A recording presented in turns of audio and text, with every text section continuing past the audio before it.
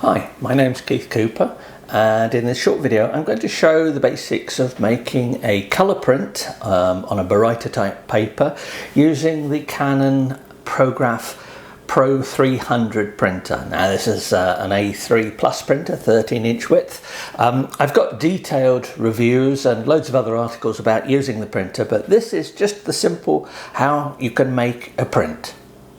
I'm going to be using a Baryta paper from a local paper supplier.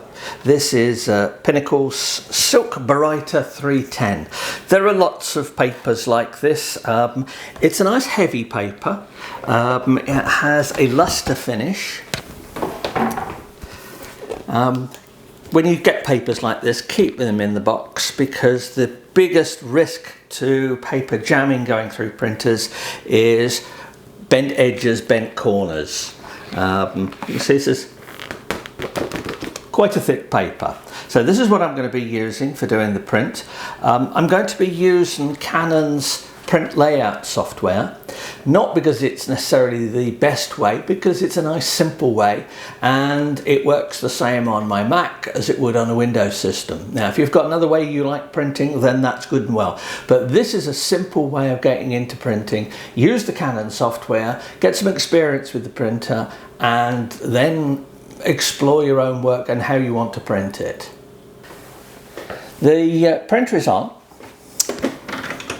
It's connected up in this instance on a wired network, but it works perfectly well over wireless or even USB. I'll load the paper into the back here. Now, the moment I open up the top flap here, it prompts me for paper information. It's got sensors that pick this up. We'll put the load guide in there.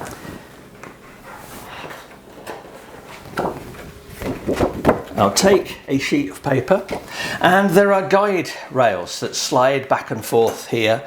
The paper needs to be centered, so I'll just drop that in. This is A3 paper, and I'll just move that there. I've now got the guides on either side and it's set for that. Doesn't matter that it's quite straight at the top here. Obviously if I've got bigger paper, take a bit of care over the top. This is where I'm asked what size is the paper, what type of paper. Now you don't actually need to set this information on the printer, but I find that going through getting into a habit of setting this and then comparing it with what you get on the screen minimises the problems you get in accidentally loading the wrong paper or the wrong settings or anything like that. So, first page size, it's not A4, which was the default that it was set to previously. So I'll set that to A3. Also asked me for the paper type. It says plain paper, which it isn't. I happen to know that the printer profile for this particular paper was generated using the Pro Luster setting. So although it's not Pro Luster paper, the profile, the ICC profile, was built using the Pro Luster setting.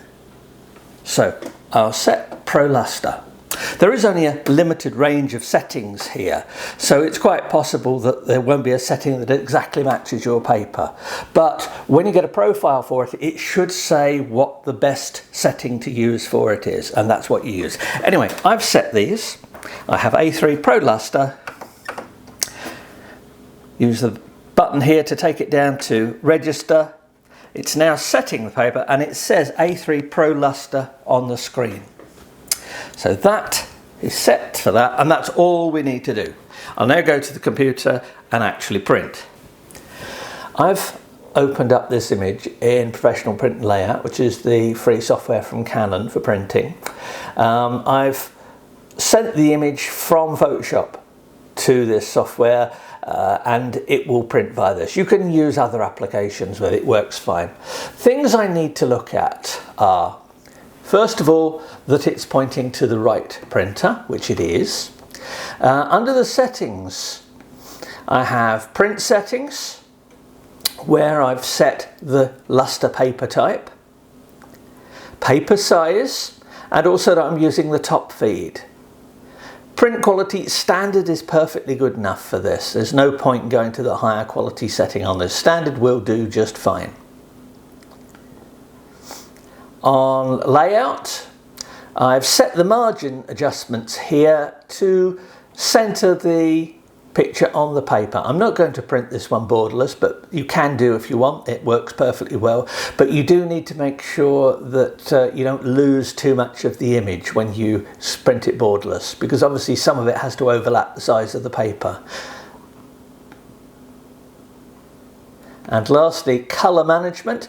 I'm using an ICC profile and I've got lots of them, and I'm selecting the Pinnacle Silk Baryta 310 Pro Luster.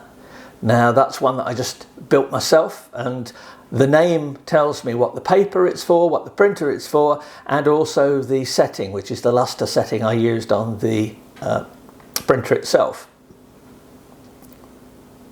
I've also set relative colorimetric rendering intent. You can experiment with these settings. If you use relative colorimetric, black point compensation is best left on, but you can change this to perceptual if you want. But in all, this is quite simple to set up. You're setting up the paper type, the paper settings, the paper size, how the print goes, and you can then just print. I've set the print going on the computer. It takes a short while. It's not the fastest of laptops. And it will transfer to this. It can be quite a bit of whirring and activity in the printer before anything happens. Don't worry, this is perfectly normal.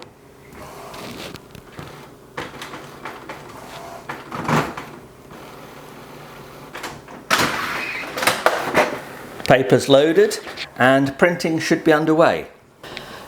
As you can see, the paper's going through, and I can see the print starting to come through at this end. Doesn't take long. Even for larger prints than this, it's only a few minutes. You can print faster, but there's a slight reduction in image quality. And here's the print coming out. Paper's gone in the back there. Can't see just the end of it disappearing into the printer. And here comes my print. Colour looks good. There's no marks. There's no indications I've got anything seriously wrong. The print is coming out exactly as I'd expect it. It looks pretty much like it looks on the screen. That's it. It really is that simple to print a half decent looking picture. The problem is that people come across is that the printing bit may be easy, but you do have to have pictures that are going to print well. Now, I've written loads of articles. Have a look at the review for the printer here about tips and guides about how to get better results from your printing. But the real thing is that if you have a good picture on your computer, you've edited it carefully, doesn't need to take a long while editing, but just take some care in it, and that you've actually taken a good photograph in the first place, which really does make a difference, then it's quite simple to make a print. Much like waiting for a kettle to boil, it always takes longer while you're actually watching the print comes out.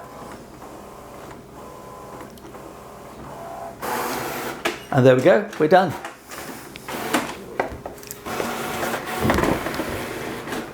There's the print. The photograph is of a new building near here that I was asked to photograph for the architects. This photograph actually uses the brand new Lauer 15mm shift lens, which I've got some information about as well. But that's it. There's nothing more. I've printed it. Hopefully these short videos and the articles are of use. Please do ask if you've got any questions or suggestions for things you'd like covered in these sort of short example videos. Happy to make them. And thank you for watching.